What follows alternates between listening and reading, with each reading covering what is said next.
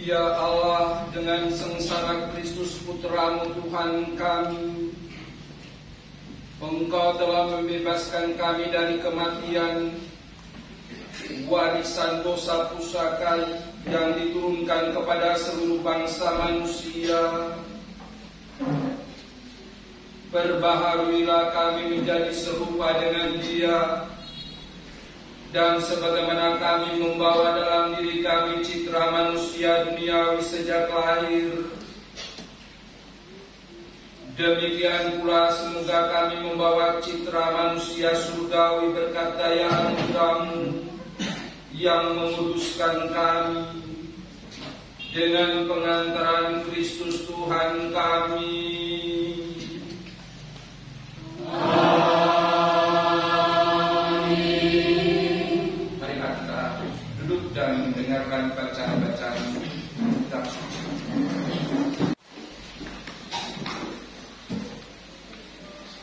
Bacaan dari kitab Yesaya.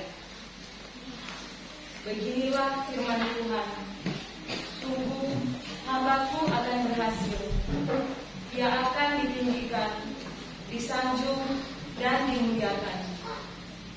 Seperti banyak orang tertegun melihat Dia, rupanya begitu buruk, tidak seperti manusia lagi, dan tampaknya tidak seperti anak manusia lagi.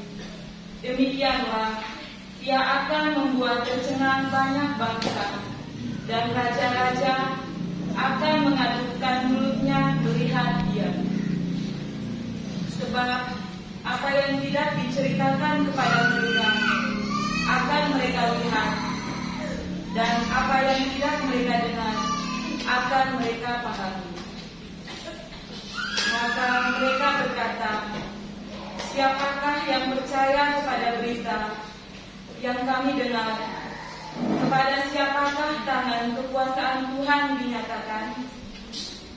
Laksana sebuah talung, hamba Yahweh tumbuh di hadapan Tuhan, dan bagaikan tunas, Ia muncul dari tanah gersang. Ia tidak tampan, dan semarak pun tidak ada padanya. Kita tidak tertarik untuk memandang Dia, keindahan pun tidak ada padanya, maka kita tidak suka padanya. Ia dihina dan dihindari orang. Dia seorang penuh kesengsaraan. Dia seorang yang tahu apa artinya menderita kesakitan. Ia sangat dihina,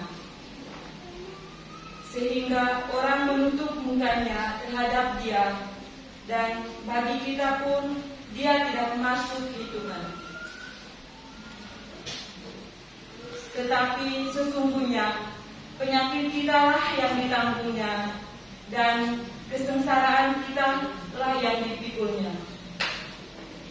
Padahal kita mengira Dia kena tulah, dipukul dan disiksa Allah. Sesungguhnya Ia tertikam oleh karena kedurhakaan kita, dan diremukkan oleh karena kejahatan kita. Derita yang mendatangkan keselamatan bagi kita ditimpakan kepadanya, dan oleh bilur-bilurnya kita menjadi sembuh. Kita sekalian sesat seperti domba, masing-masing mengambil jalan sendiri. Tetapi Tuhan telah menimpakan kepadanya kejahatan kita sekalian. Dia dianiaya, tetapi Dia membiarkan diri ditindas dan tidak membuka mulutnya, seperti anak domba yang dibawa ke tempat pembantaian, seperti induk domba yang keluh di depan orang-orang yang mencukur bulunya. Ia tidak membuka mulutnya. Sesudah ditahan dan diadili, Ia digiring dan dihukum mati. Tentang nasibnya, siapakah yang peduli? Sungguh, Ia terputus dari dunia orang hidup. Karena kedurhakaan umatku, Ia kena tulah. Orang menggali mencari kuburnya di tengah-tengah orang jahat, dan waktu mati, ia berada di antara orang-orang durhaka, sekalipun ia tidak berbuat kekerasan, dan tipu muslihat tidak ada di dalam mulutnya. Tetapi Tuhan berkehendak meremukkan dia dengan sengsara, dan apabila ia menyerahkan dirinya sebagai kurban siri, ia akan melihat keturunannya. Umurnya akan lanjut, dan kehendak Tuhan akan terlaksana, karena dia sesudah mengalami kesengsaraan jiwa. Ia akan melihat terang dan akan dipuaskan, sebab demikianlah firman Tuhan. Hambaku itu sebagai orang yang saleh akan menyelamatkan banyak orang oleh hikmat-Nya, dan kejahatan mereka ditanggung. Sebab itu aku akan memberikan kepadanya orang-orang besar menjadi miliknya, dan ia akan memperoleh orang-orang kuat sebagai jarahan. Ini semua sebagai ganti karena ia telah menyerahkan nyawanya kepada maut dan telah rela terhitung di antara kalangan kaum durhaka, padahal dia menanggung dosa orang banyak dan berdoa untuk orang-orang jahat. Demikianlah sabda Tuhan.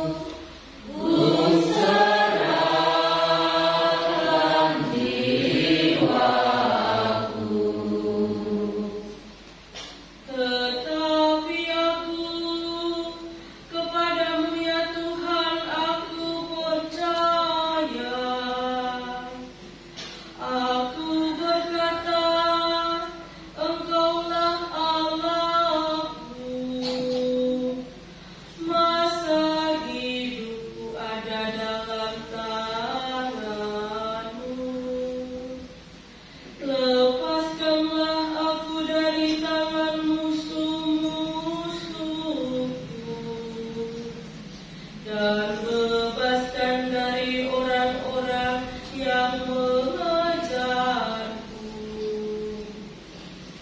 Ya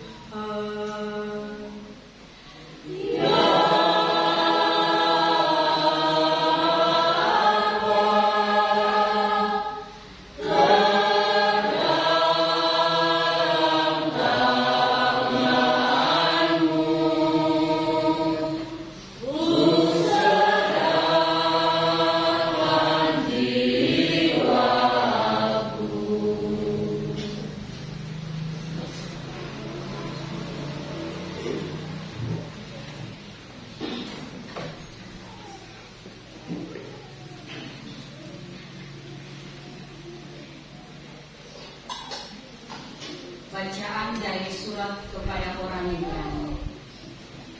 Saudara-saudara, kita sekarang mempunyai Imam Agung yang telah melintasi semua langit, yaitu Yesus Anak Allah. Maka baiklah kita teguh berpegang pada pengakuan iman kita. Sebab Imam Agung yang kita punya bukanlah Imam Agung yang tidak dapat turut merasakan kelemahan kita. Sebaliknya Dia sama dengan kita. Ia telah dicobai, hanya saja tidak berbuat dosa. Sebab itu, marilah kita menghampiri tahta kerahiman Allah dengan penuh keberanian, supaya kita menerima rahmat dan menemukan kasih karunia untuk mendapat pertolongan pada waktunya. Dalam hidupnya sebagai manusia, Yesus telah mempersembahkan doa dan permohonan dengan ratap tangis dan keluhan kepada Dia yang sanggup menyelamatkannya dari maut. Dan karena kesalehannya, Ia telah didengarkan. Akan tetapi sekalipun anak, Ia telah belajar menjadi taat. Ini ternyata dari apa yang telah dideritanya. Dan sesudah mencapai kesempurnaan, Ia menjadi pokok keselamatan abadi bagi semua orang yang taat kepadanya. Demikianlah sabda Tuhan.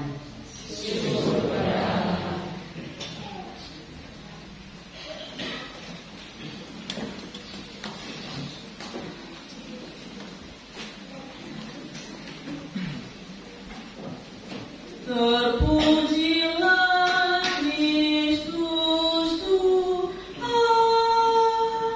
Sang Raja kemuliaan kekal. Terpujilah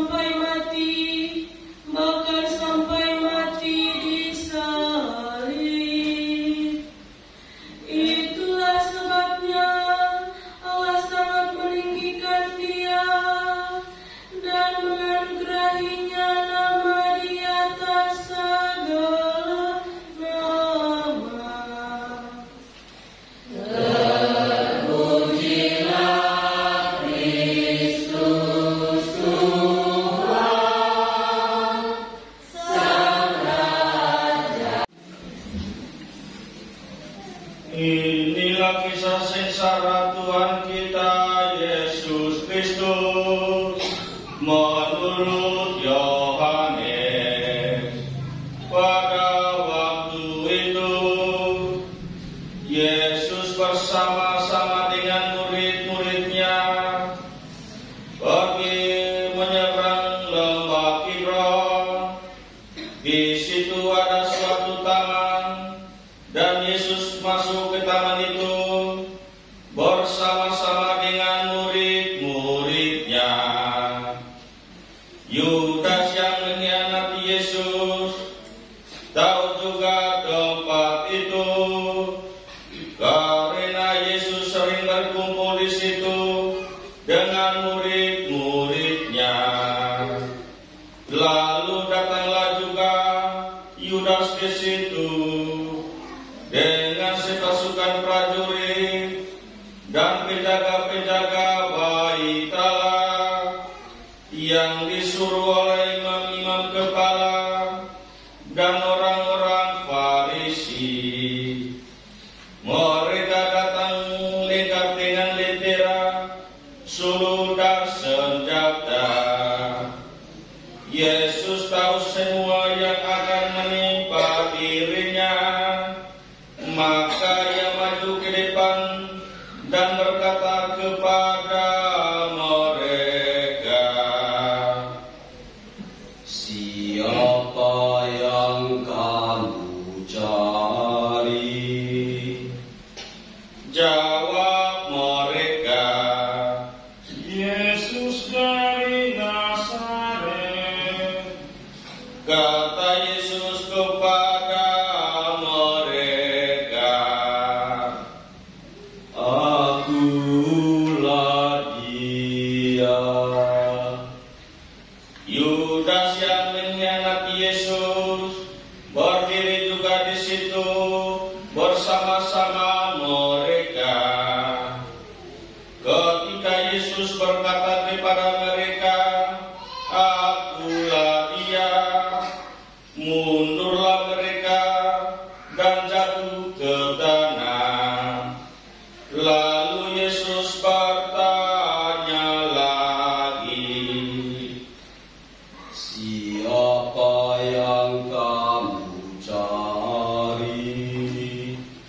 Jawab mereka, "Yesus dari Nazaret."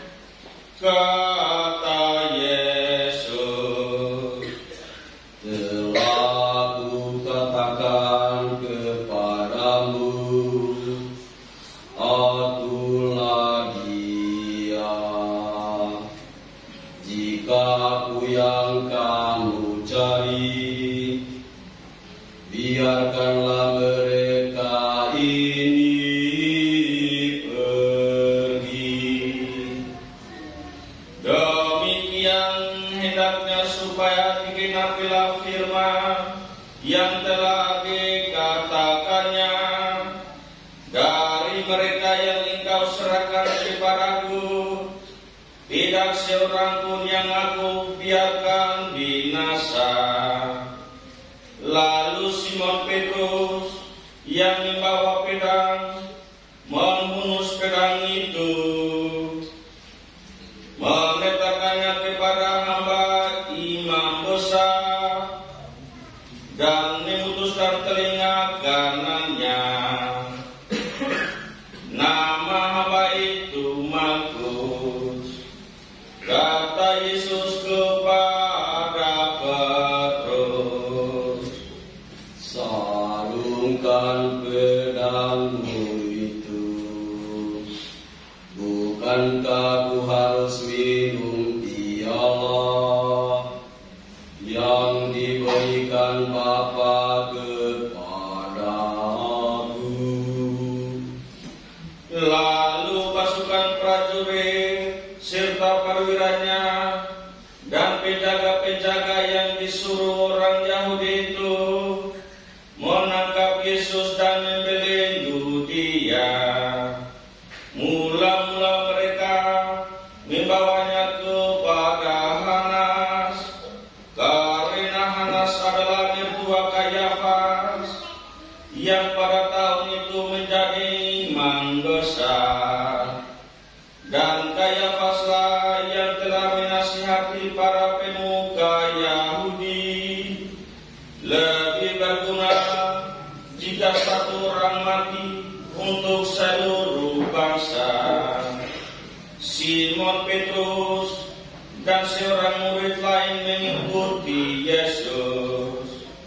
Murid itu mengenal imam besar, dan ia masuk ke halaman istana imam besar itu.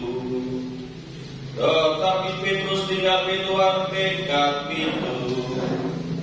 Murid yang lain itu yang mengenal imam besar kembali keluar, berbicara dengan perempuan penjaga pintu, lalu membawa Petrus masuk.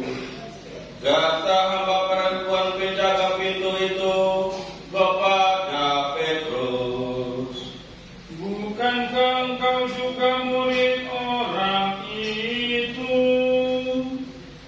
Jawab Petrus, Bukan. sementara itu hamba-hamba dan para penjaga bait Allah telah menyalakan api arang, sebab udaranya dingin waktu itu, dan mereka berdiri menghangatkan badan di situ. Petrus pun berdiri menghangatkan badan bersama-sama dengan mereka. Kemudian mulailah imam besar menanya Yesus tentang para murid dan tentang ajarannya. Jawab Yesus kepadanya, Aku berbicara terus terang kepada dunia. Aku selalu mengajar di rumah-rumah ibadat dan di bait Allah, tempat semua orang Yahudi berkumpul. Aku tidak pernah berbicara sembunyi-sembunyi. Mengapa engkau menanyai aku? Tanyailah mereka yang telah mendengar apa yang aku katakan kepada mereka. Sungguh mereka tahu apa yang telah aku katakan. ketika Yesus mengatakan hal itu, seorang penjaga yang berdiri di situ menampar muka Yesus sambil berkata, Begitukah jawabmu kepada imam besar? Jawab Yesus kepadanya, Jika kataku itu salah, tunjukkanlah salahnya. Tetapi jika benar, mengapa engkau menampar aku? Lalu Hanas mengirim Yesus dalam keadaan terbelenggu kepada Kayafas imam besar. Simon Petrus masih berdiri dan menganggarkan badan. Kata orang-orang di situ kepadanya, Bukankah engkau juga salah seorang murid Yesus? Petrus menyangkalnya, katanya, Bukan. kata salah seorang hamba imam besar, keluarga dari hamba yang telinganya dipotong Petrus. Bukankah engkau lihat di tangan bersama-sama dengan Yesus. Petrus pun menyangka lagi, dan seketika itu juga berkokoklah ayam. Keesokan harinya, ketika masih pagi, mereka membawa Yesus dari Kayafas ke istana gubernur. Mereka sendiri tidak masuk ke istana gubernur itu, supaya jangan menajiskan diri, sebab mereka hendak makan Paskah.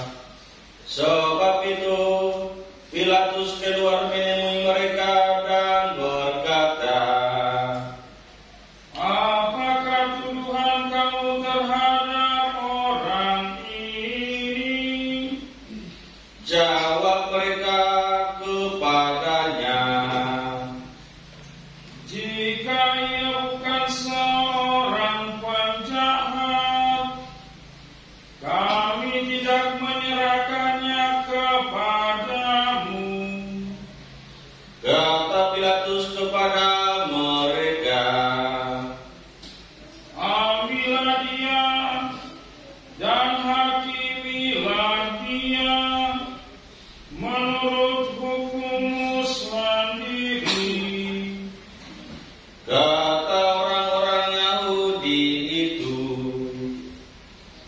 "Kami tidak diperbolehkan menghukum mati seseorang. Demikian hendaknya supaya digenapi firman Yesus yang dikatakannya untuk menyatakan bagaimana ia akan mati." Pilatus masuk kembali ke dalam istana gubernur, lalu memanggil Yesus dan bertanya kepadanya, "Apakah engkau raja orang Yahudi?" Jawab Yesus, Apakah engkau katakan hal itu dari hatimu sendiri, atau orang lain yang mengatakan kepadamu tentang aku? Kata Pilatus, "Apakah aku seorang Yahudi? Bangsamu sendiri dan imam-imam kepala yang telah menyerahkan engkau kepadaku. Apakah yang telah engkau lakukan?" Jawab Yesus, Kerajaanku bukan dari dunia ini. Jika kerajaanku dari dunia ini, pasti hamba-hambaku telah melawan, supaya aku jangan diserahkan kepada orang Yahudi.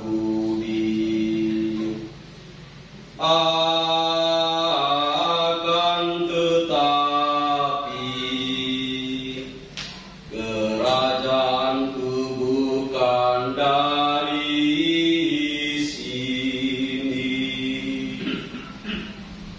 Lalu kata Pilatus kepadanya, "Jadi engkau adalah raja?" Jawab Yesus, Engkau mengatakan bahwa aku adalah raja. Untuk itulah aku lahir, dan untuk itulah aku datang ke dalam dunia ini, supaya aku bersama bersaksi tentang kebenaran. Setiap orang yang berasal dari kebenaran mendengarkan suaraku.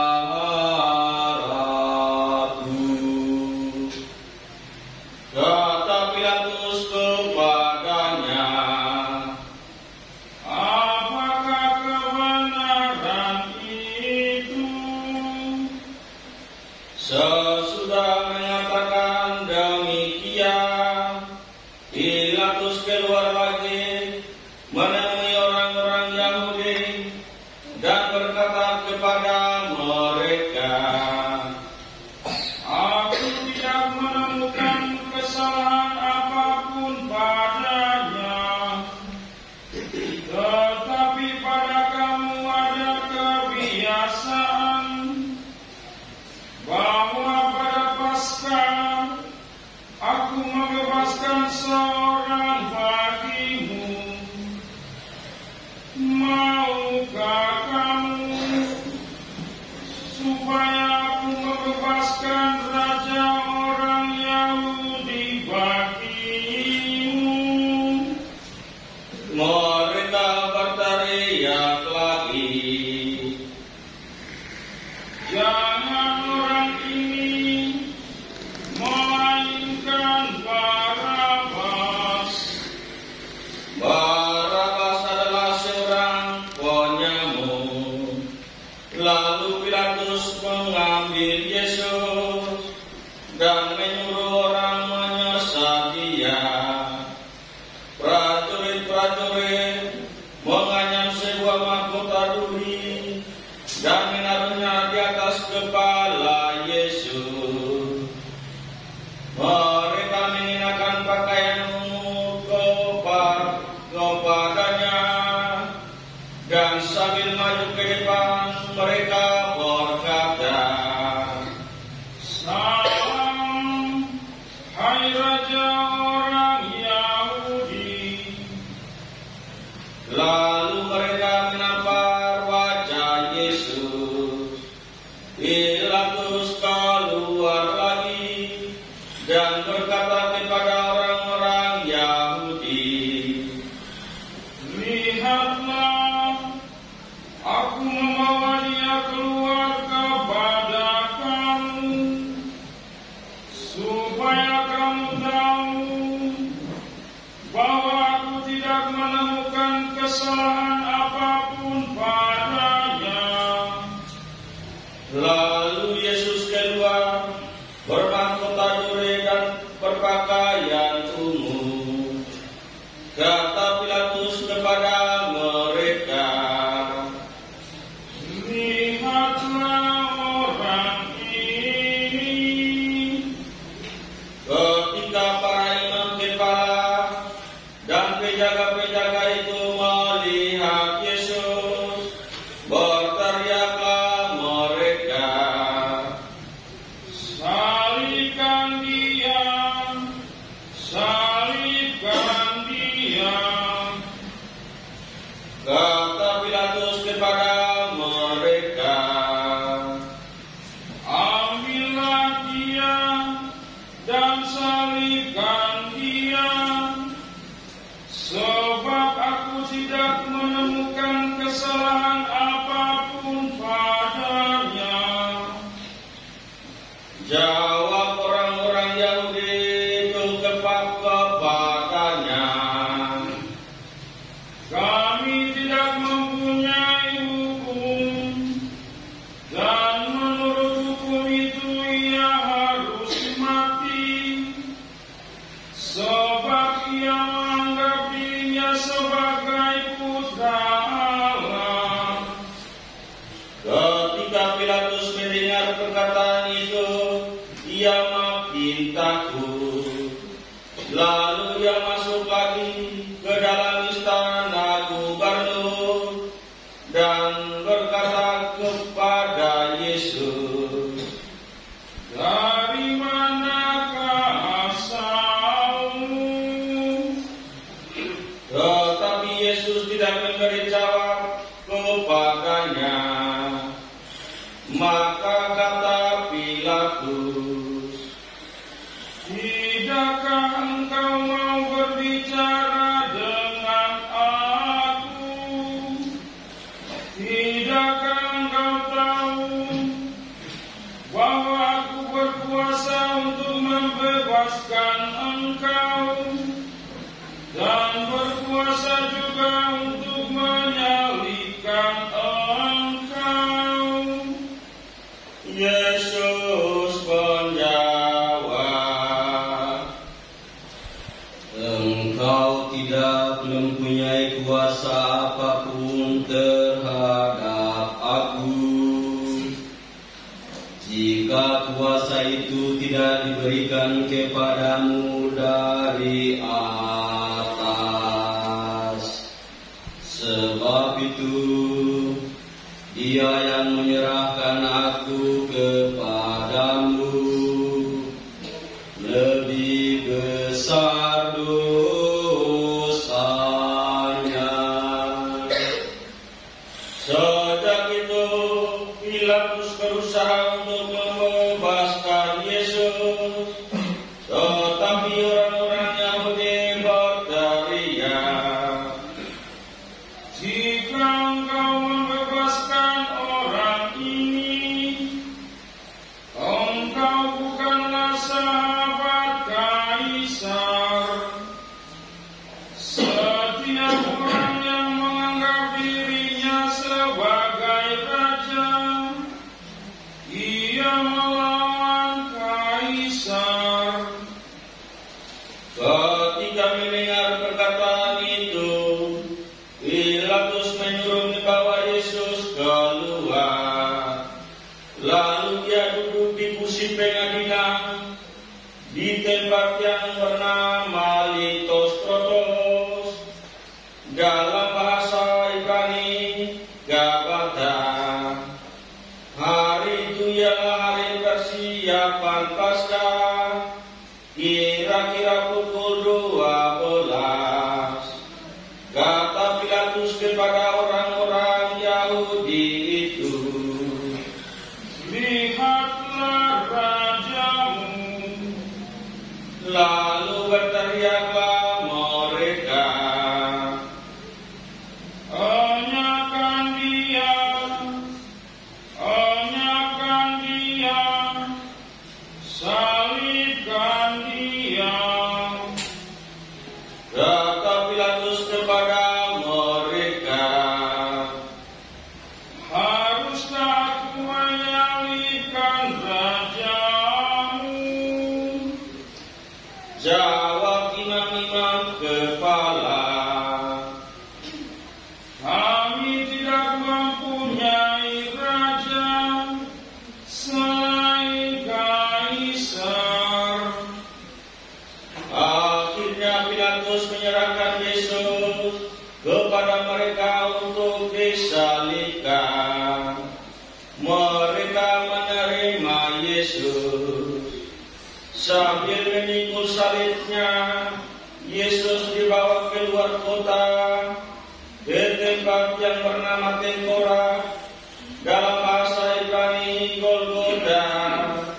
Di situ Yesus disalibkan, dan bersama dengan Dia disalibkan juga dua orang lain di sebelah menyebelah, sedangkan Yesus di tengah-tengah. Pilatus menyuruh memasang juga tulisan di atas kayu itu, bunyinya, "Yesus orang Nazaret, Raja orang Yahudi."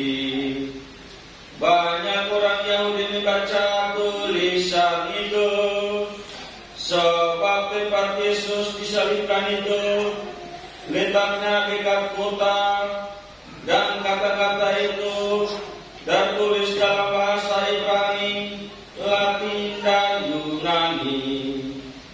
Lalu kata imam-imam kepala orang Yahudi kepada Pilatus, "Jangan engkau menulis raja orang Yahudi, melainkan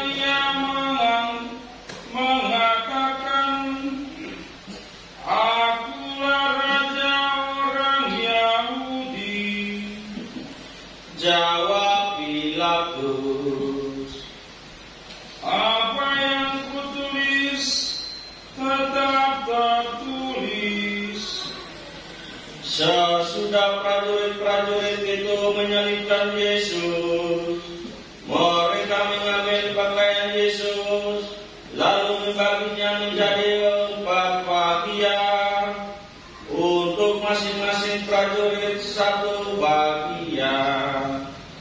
Jubah Yesus pun mereka ambil, tetapi jubah itu tidak berjahit dari atas ke bawah, merupakan satu tenunan utuh.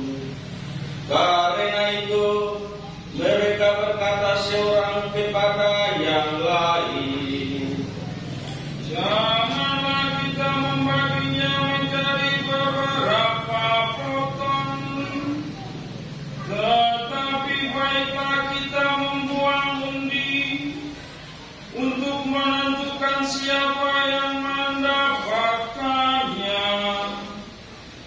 Demikianlah hendaknya supaya digenapi yang ada tertulis dalam kitab suci, mereka membagi-bagi pakaianku di antara mereka dan membuang di atas jubahku. Hal itu telah dilakukan prajurit-prajurit itu. Dekat salib Yesus berdiri ibu Yesus dan saudara ibunya, Maria istri Kleopas dan Maria Magdalena. Ketika Yesus melihat ibunya dan murid yang dia kasihi di sampingnya, berkatalah ia kepada ibunya,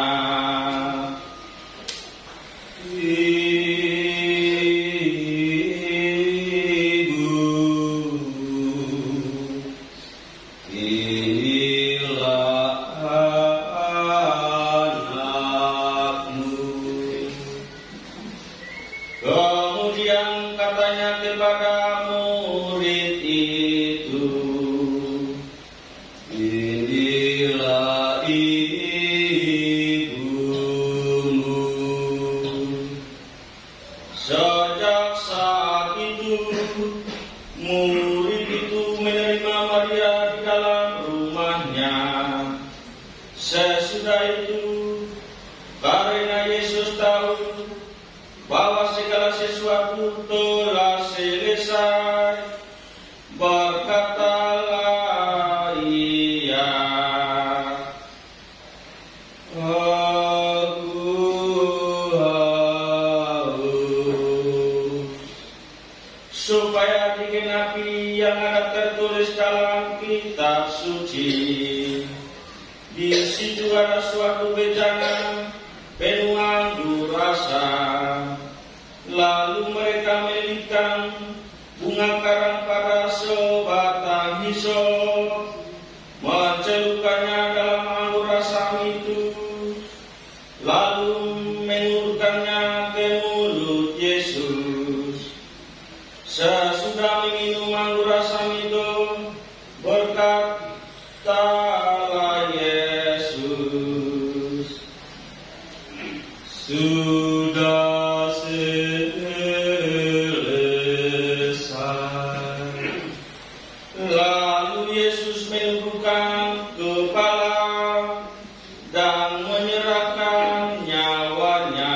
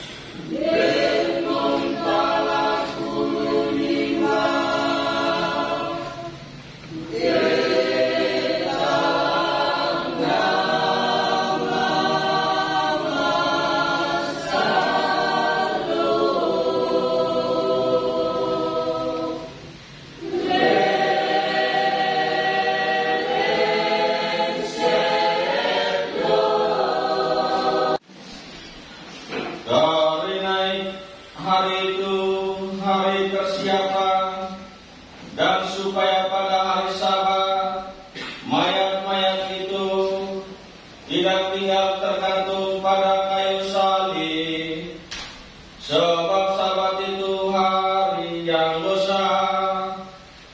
Maka datanglah para pemuka Yahudi kepada Pilatus dan meminta kepadanya supaya kaki orang-orang itu dipatahkan dan jenazah-jenazahnya diturunkan.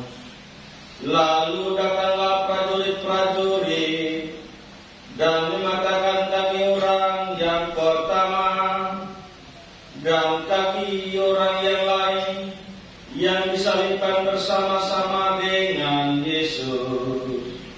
Tetapi ketika mereka sampai kepada Yesus dan melihat bahwa ia telah mati, mereka tidak mematahkan kakinya.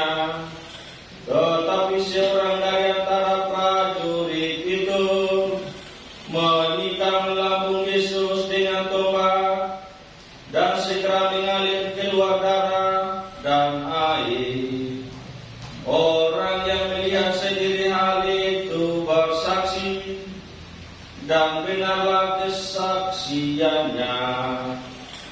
Ia pun tahu bahwa ia menyatakan kebenaran, supaya kamu juga percaya.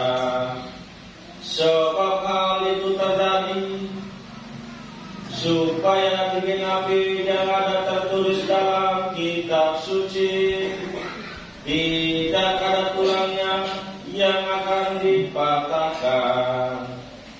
Ada pula nas lain yang mengatakan mereka akan memandang dia yang telah mereka tikam. Sesudah itu Yusuf dari Arimatea meminta kepada Pilatus supaya ia diperbolehkan menurunkan jenazah Yesus. Yusuf menjadi murid Yesus secara sembunyi-sembunyi karena ia takut kepada para pemuka Yahudi. Pilatus mengabulkan permintaan Yusuf. Lalu datanglah Yusuf dan menurunkan jenazah Yesus. Nikodemus juga datang ke situ.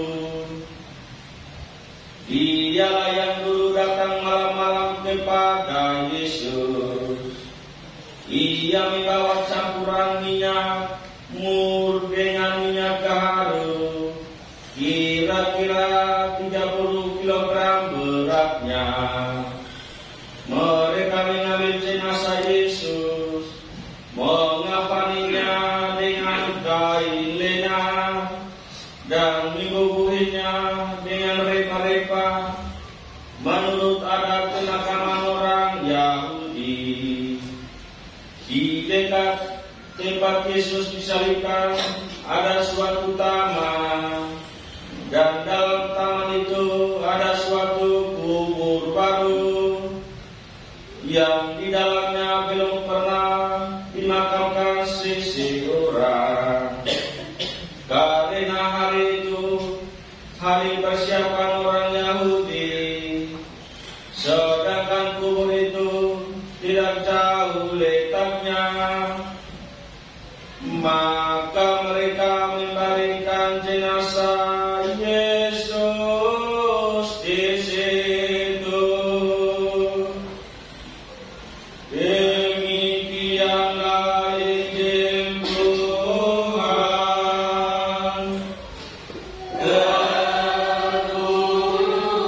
Terpujilah Kristus.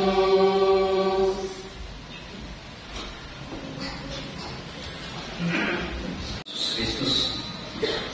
Kita baru saja mendengar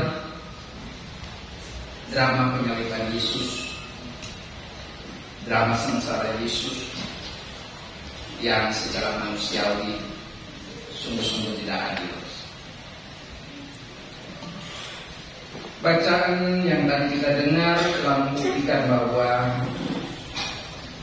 Kristus tidak punya kesalahan apapun. Tetapi demi ambisi dan kesombongan manusia, teristimewa para Farisi dan ahli Taurat, mereka memaksakan kehendak agar Yesus sungguh-sungguh harus dihukum mati. Banyak hal dalam kehidupan kita sering terjadi bahwa banyak orang yang tidak bersalah justru malah dihukum. Kita menyaksikan banyak ketidakadilan di dunia ini, dan ketidakadilan itu malah dilestarikan. Tapi terlepas dari situ, Bapak Ibu Saudara-saudari yang saya kasihi dalam Yesus Kristus, kalau kita menyimak 3 bacaan yang tadi kita dengar, bacaan pertama dari kitab Nabi Yesaya dan bacaan kedua dari surat kepada orang Ibrani, di situ mau disampaikan bahwa Kristus telah menyatakan diri solidar dengan kesalahan kita.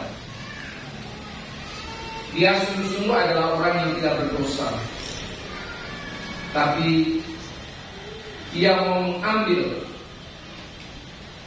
dosa-dosa kita dan memikulnya sendiri. Dalam peristiwa penderitaan ini, rencana Allah mencapai kesempurnaannya. Rencana Allah mendapat kepenuhannya.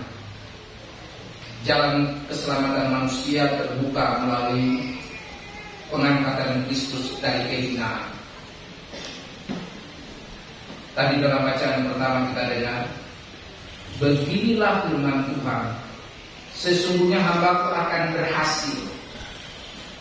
Dia sukses.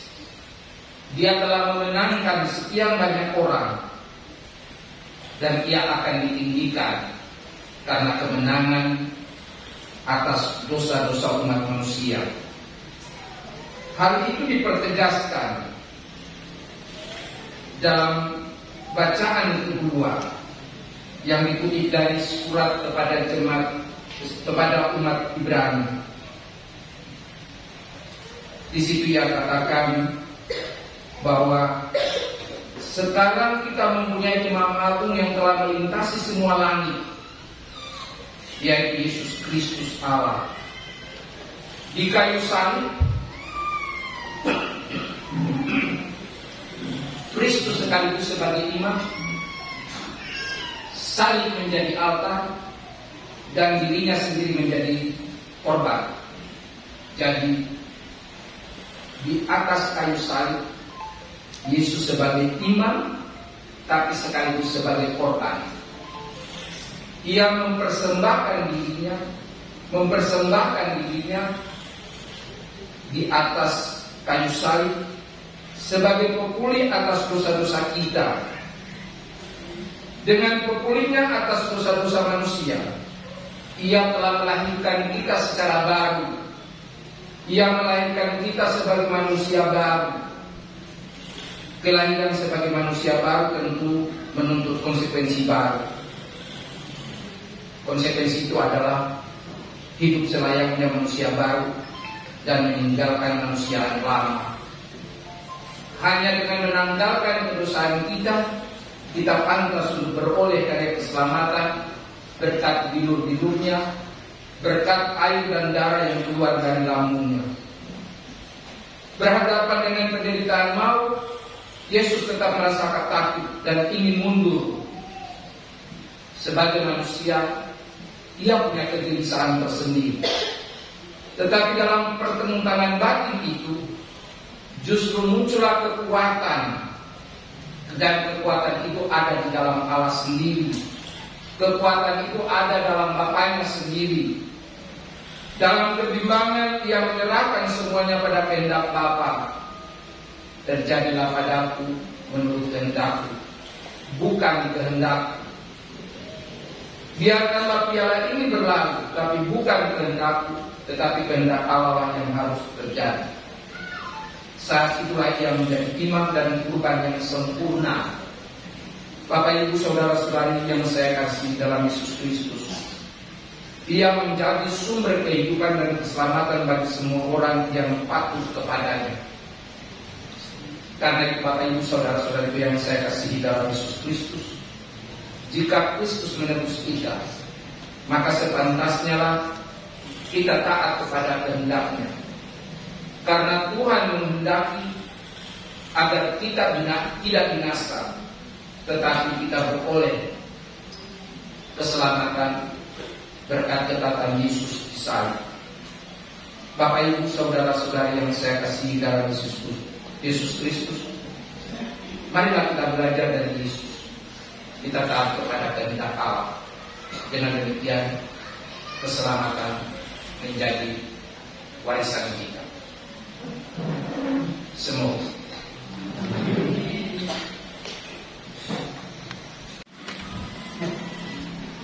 Bagi Gereja Kudus, saudara-saudara terkasih, marilah berdoa bagi gereja Allah yang kudus. Semoga dan Tuhan kita berkenan menganugerahkan damai kepadanya, mempersatukan dan melindunginya di seluruh dunia. Semoga Tuhan memperkenankan kita hidup dengan aman sentosa dan memuliakan Allah Bapa yang Maha Kuasa.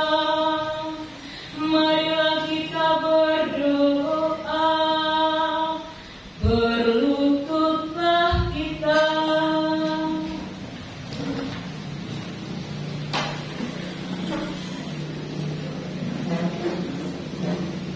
Berdirilah. Allah yang kekal dan kuasa, Engkau telah memakumkan kemuliaan-Mu kepada bangsa dengan perantaraan Kristus. Lanjutkanlah karya belas kasih-Mu agar gereja-Mu meluas ke seluruh dunia dan bertekun mengimani nama-Mu dengan mantap. Demi Kristus Tuhan dan pengantara kami. Amin. Bagi Sri Paulus, marilah berdoa pula bagi Bapak Paus Fransiskus yang sudah dipilih Allah memangku jabatan uskup. Semoga beliau dilindungi Allah, tetap sehat walafiat, dan dengan bijaksana memimpin gereja umat Allah. Marilah kita berdoa, berlututlah kita.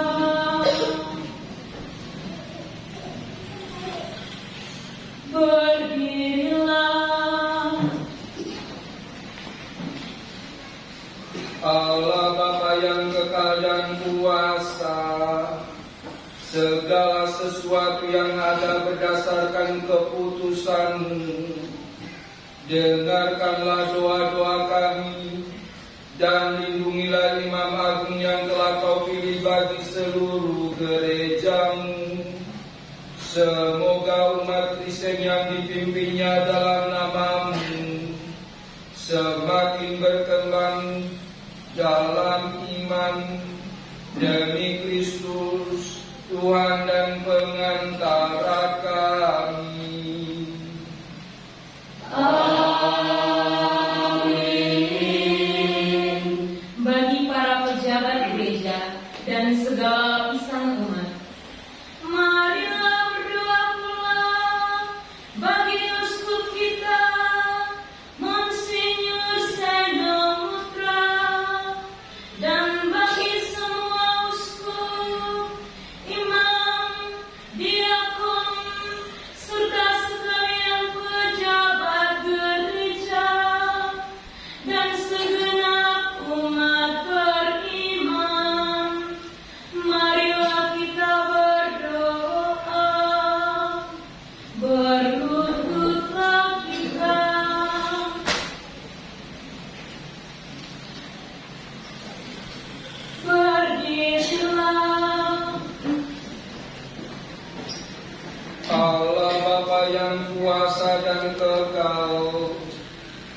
Engkau memerintah dan menguduskan semua orang yang termasuk anggota gerejamu, tubuh Kristus.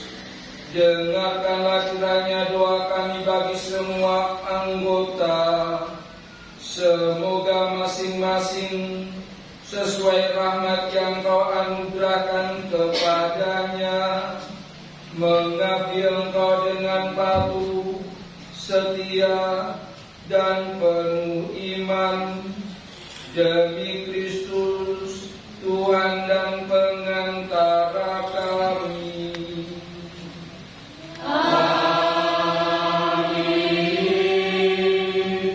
Bagi kesatuan umat Kristen, marilah berdoa bagi semua saudara yang mengimani Kristus.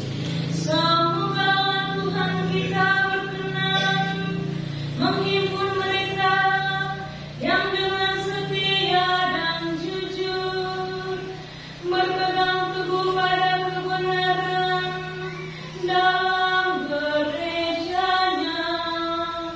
Marilah kita berdoa, berlututlah kita,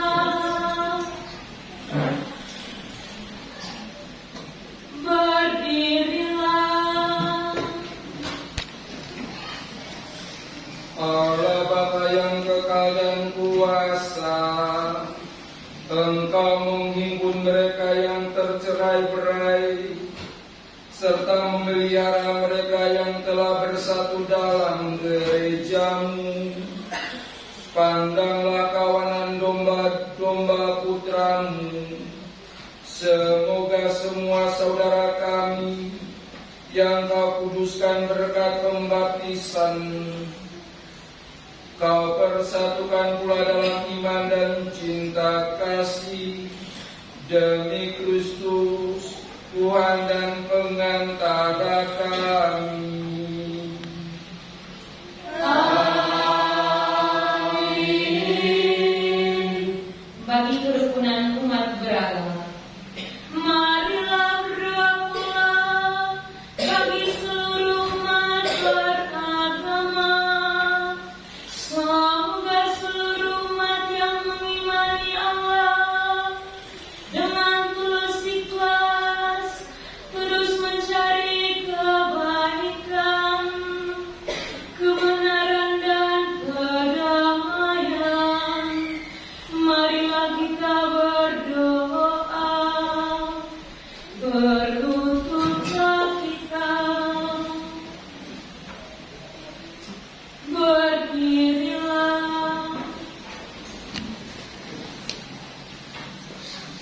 Allah Bapa pencipta manusia dan alam semesta,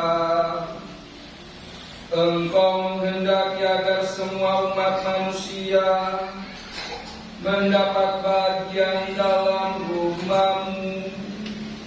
Seluruh umat manusia yang berdoa di gereja, masjid, di dalam pura, dan di tempat-tempat lain, semua adalah putra-putrimu yang Kau kasihi.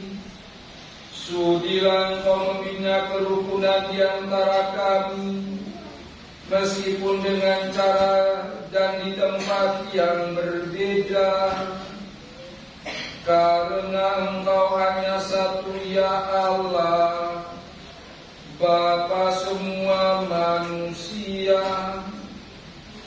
Berilah agar kami dapat saling menghargai Dikau dalam diri orang yang hatinya sedang berdoa kepadamu. Jauhkanlah dari kami segala kebencian dan pikiran jahat yang tidak pantas bagi orang yang beriman dan takwa kepadamu.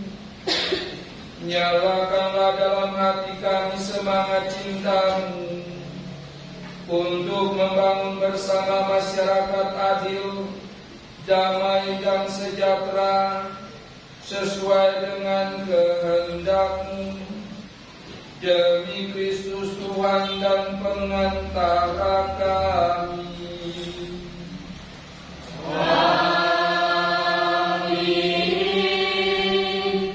Bagi saudara-saudari yang menderita, saudara-saudara terkasih, marilah kita panjatkan pula doa kepada Allah Bapa yang Maha Kuasa. Semoga Ia berkenan membersihkan dunia dari segala kesesatan, menghapuskan segala pertikaian dan peperangan, melepaskan para tahanan dan tawanan, mengembalikan para pengungsi, melindungi orang-orang dalam perjalanan, mengantar pulang para perantau, menolong para pengangguran, menjauhkan kelaparan, melenyapkan segala penyakit, menganugerahkan kesehatan kepada yang sakit, dan menyelamatkan jiwa bagi yang meninggal. Marilah kita berdoa, berlututlah kita.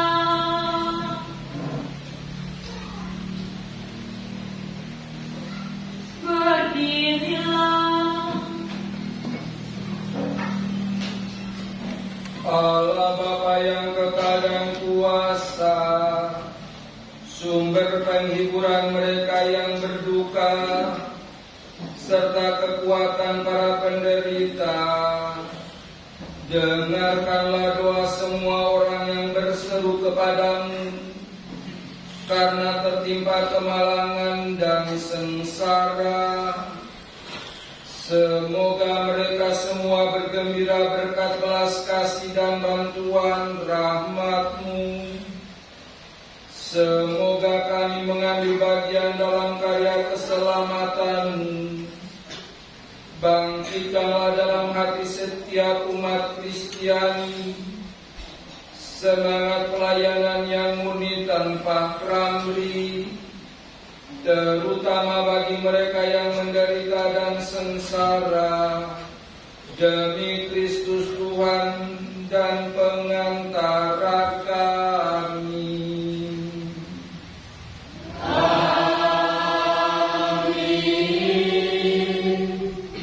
Bapak Ibu Saudara-saudari, setelah kita memanjatkan doa umat Maria, maka marilah kita masuk kepada penyembahan salib suci. Umat dipersilakan menghadap ke belakang.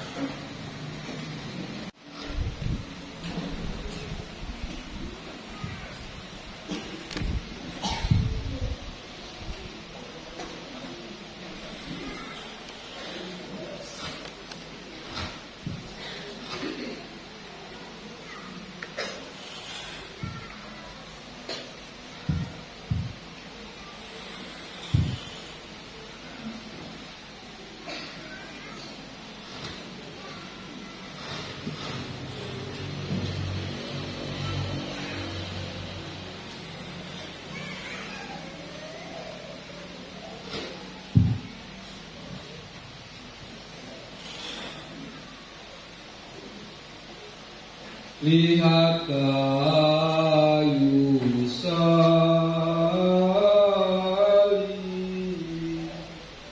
tempat penyelamat dunia, bergantung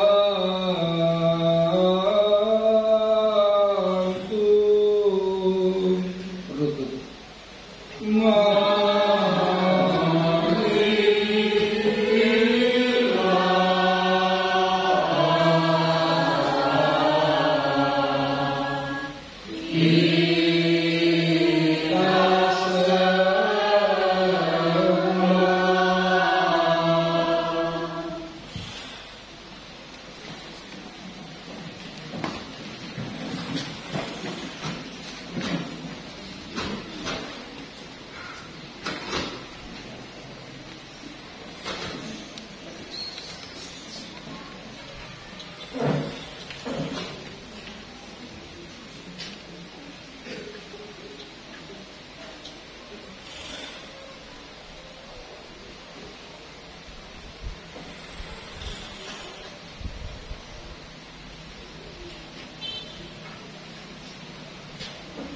Lihat kayu salib,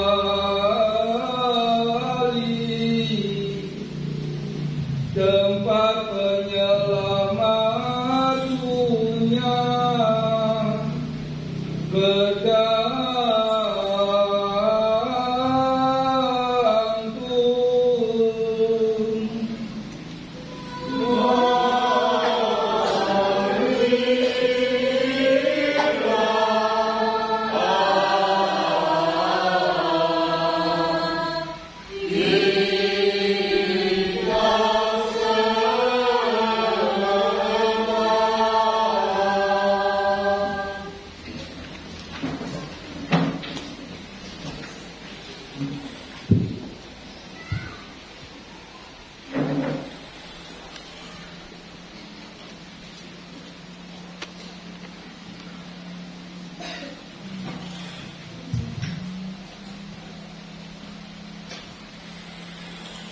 lihat kayu salib,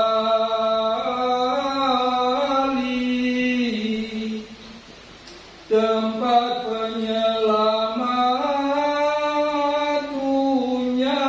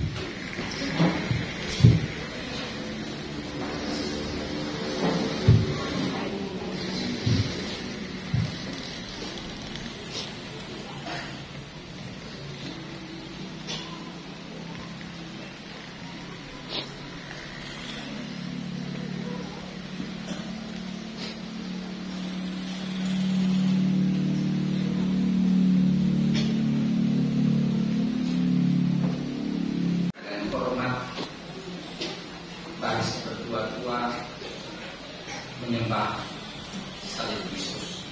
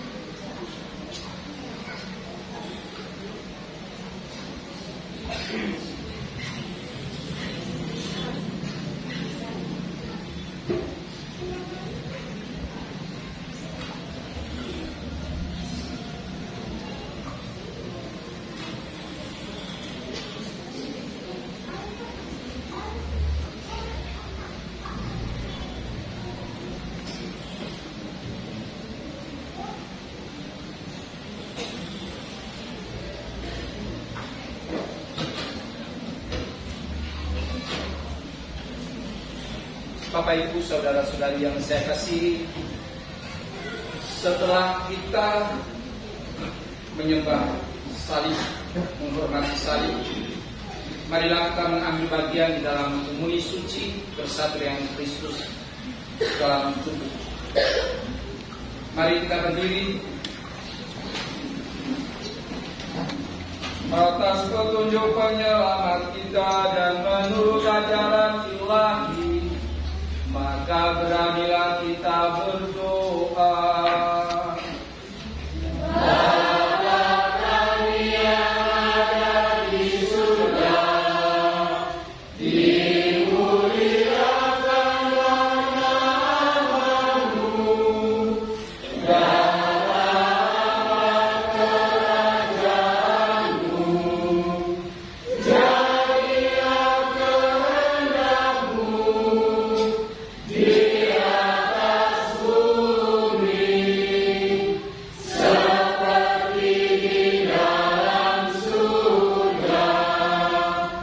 Berilah kami rezeki pada hari ini, dan ampunilah kesalahan kami seperti kami pun mengampuni yang bersalah kepada kami, dan janganlah masukkan kami ke dalam pencobaan, tetapi bebaskanlah kami dari yang jahat. Ya Bapa, bebaskanlah kami dari segala yang jahat, dan berilah kami damai-Mu. Kasihanilah dan bantulah kami, supaya selalu bersih dari noda dosa dan terhindar dari segala gangguan, sehingga kami dapat hidup dengan tentram sambil mengharapkan kedatangan penyelamat kami, Yesus Kristus. Sebab Tuhan Raja yang mulia dan berkuasa untuk selama-lamanya. Ya Tuhan Yesus Kristus, semoga tubuh-Mu yang akan kami sambut melindungi dan menyehatkan jiwa raga kami.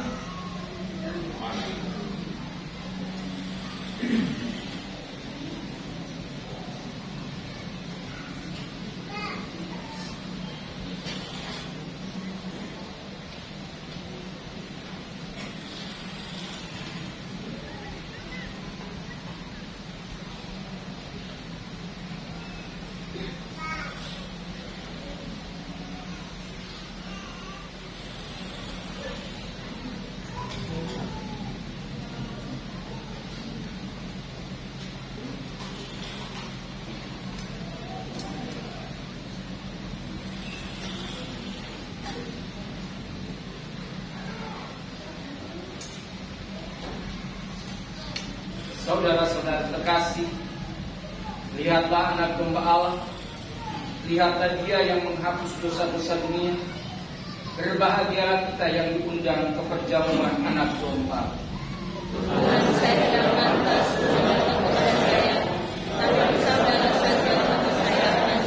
Tubuh dan darah Kristus. Amin. Amin.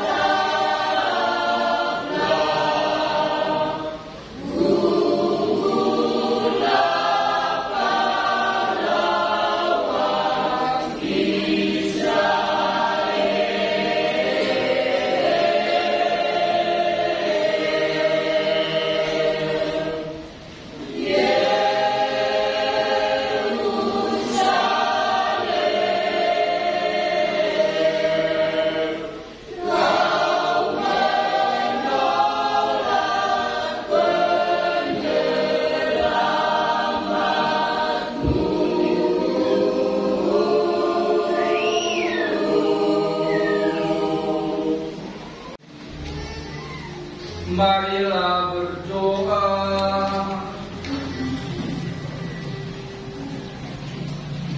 Allah yang kekal dan kuasa, Engkau telah memulihkan kebahagiaan kami berkat wafat dan kebangkitan Putra-Mu. Peliharalah karya belas kasih-Mu dalam diri kami, agar kami yang telah ambil bagian dalam misteri ini dapat hidup penuh bakti kepada-Mu dengan pengantaran Kristus Tuhan kami. Amin. Sebagai informasi, sudah ada rumah doa rumah Maria. Ini nanti baru besok didoakan. Ya, biasanya hari Jumat aku tidak ada doa, tidak ada intensi. Jadi jangan kecewa kalau memang tidak dibacakan. Oke. Baik, mari kita memohon berkat Tuhan dan mari kita tunduk kepala untuk menerima berkat.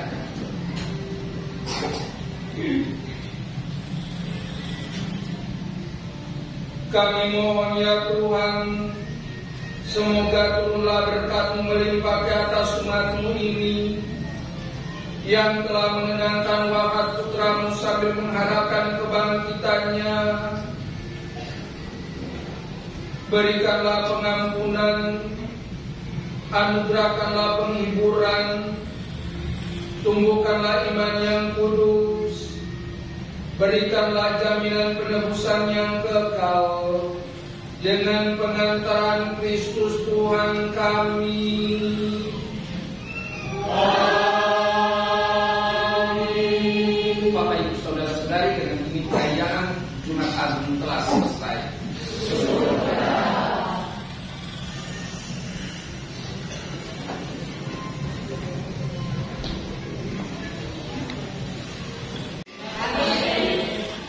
Warta Gereja Jumat 18 April 2025, hari Jumat Agung.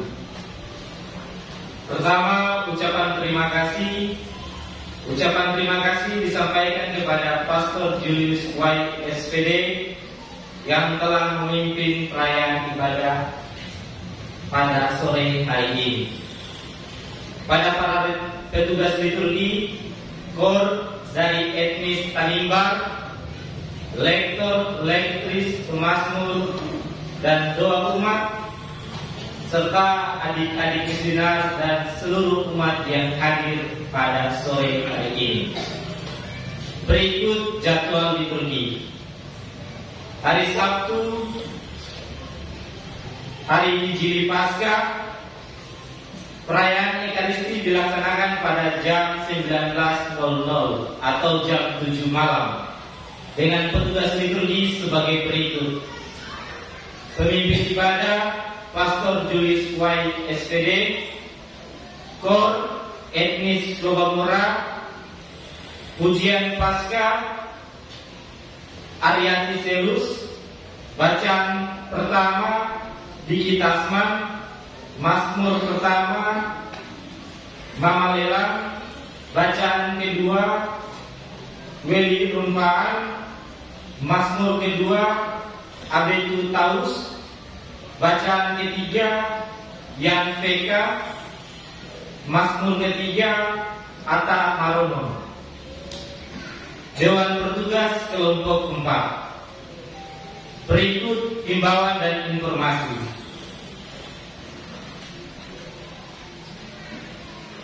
Diberitahukan kepada seluruh umat agar aksi Paskah paling lambat dapat dikumpulkan pada hari Minggu setelah misa. Himbauan kepada seluruh umat yang berdomisili di Pulau Moa yang belum terdaftar di rukun-rukun agar segera mendaftarkan diri di rukun-rukun. Terakhir, umat diminta agar menjaga ketenangan sampai pada perayaan hari Minggu Paskah. Demikian warta gereja hari ini.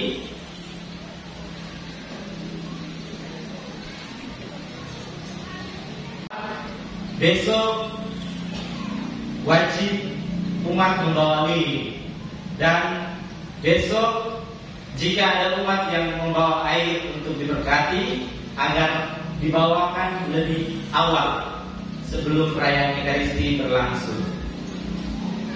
Demikian warta gereja hari ini. Sampai